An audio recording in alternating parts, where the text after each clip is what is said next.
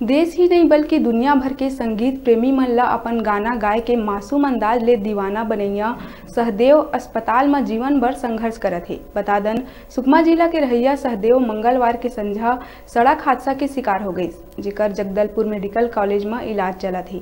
सहदेव अभी आईसीयू में भर्ती है। डॉक्टर मन के मुताबिक सिर में गंभीर चोटा है, सिर में 8 टाँका भी लगे हैं, खून के थक्का जमे हैं। सहदेव परिजन ले थोड़ा बहुत बात करत है। वही मशहूर रैपर बादशाह भी लगातार फोन में सहदेव के स्वास्थ्य के अपडेट परिजन ले लेवत है।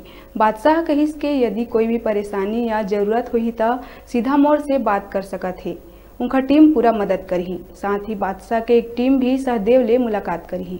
बता दन के सहदेव अपन परिचित के संग बाइक में सवार होके सुकमा जिला मुख्यालय जावत रही। यही बीच जिला के सबरी नगर में बाइक अनियंत्रित होके दुर्घटनाग्रस्त हो गई, जेकर लिए सहदेव गंभीर रूप से घायल हो गई। मौका में मौजूद लोगन तुरंत सहदेव ला जिला अस्पताल पहुंचाइस। सहदेव के संग ओकर परिचित बाइक चलात रहीस, उमन ला मामूली चोट आहे।